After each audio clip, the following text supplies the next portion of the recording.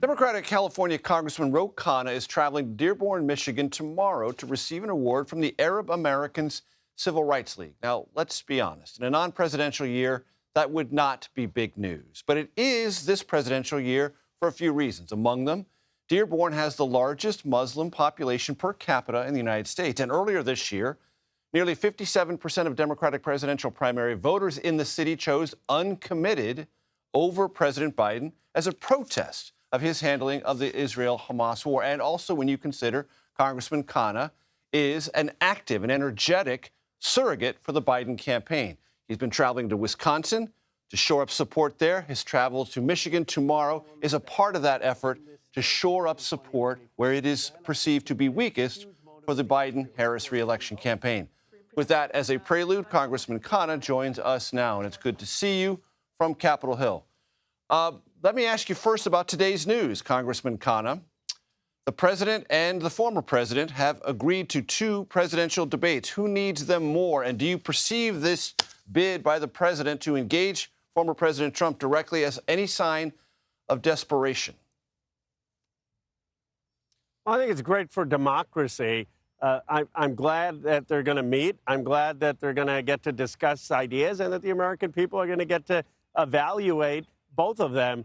Look, it's a close race, and I'm glad that the president isn't playing prevent defense and thinking he's ahead and going to sit on a lead. He needs to run a campaign like Harry Truman, think he's behind and run aggressively. And so it's an aggressive move. It's not a move you would make if you were running a Morning in America campaign, but many of us believe it's the right move.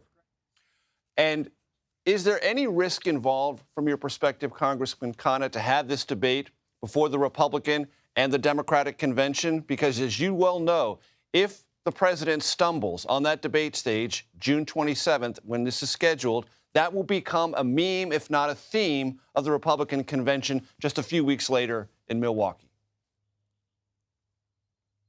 Measure everything in politics involves risk, and certainly the Super Bowl, a presidential debate, involves risk. But I have confidence in this president. I mean, he's been consistently underestimated.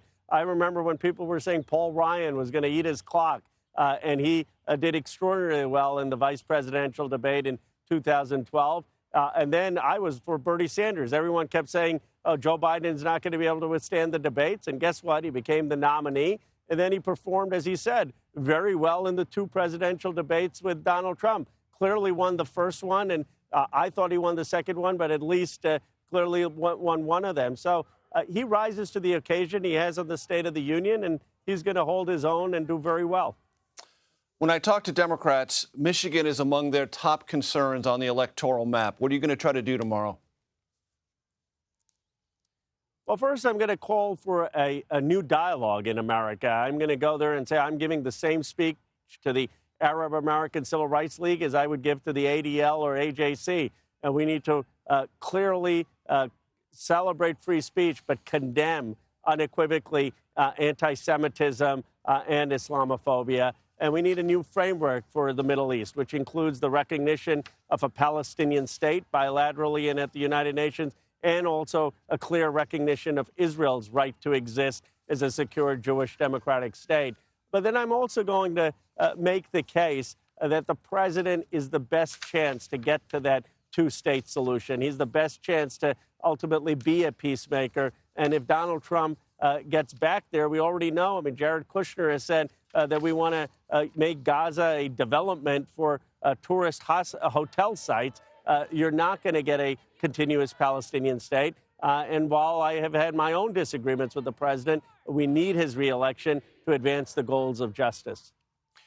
When you talk to those who are most deeply upset about President Biden's approach to the Israel-Hamas conflict, what do they tell you about their reaction to a momentary or temporary pause in some offensive weapons to Israel? Do they want the president to go further, and do you echo those calls to the president to go further than a single or 1 or 2 weapon system delay for a temporary period of time? I thought the president was strong when he said we're not going to have offensive weapons to Netanyahu while Netanyahu keeps the invasion of Rafah on the table. But then just 2 days ago, we hear that they're taking $1 billion of transference of tanks and munitions. Now, they're not the 2,000-pound bombs, and maybe they're not the worst kind of offensive weapons into Rafah, but that sends a mixed message to a lot of people who were encouraged that the president was holding Netanyahu accountable. And so I think the president has to be clear, which is no offensive weapons to Netanyahu if he defies the United States and goes in and launches a ground invasion into Rafah. And until he commits to not doing that, we shouldn't be giving him more offensive weapons. And so you would say, if I hear you correctly, Congressman, that the president's messaging on this has grown more muddled in the last 48 hours.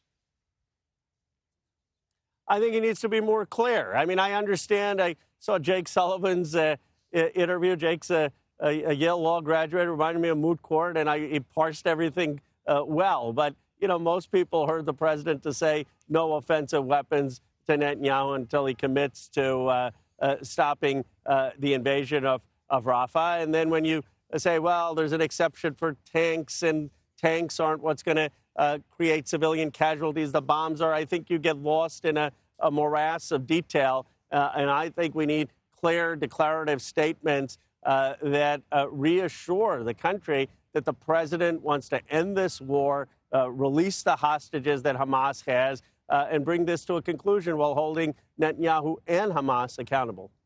Congressman Ro Khanna, thank you very much for your time. Thank you.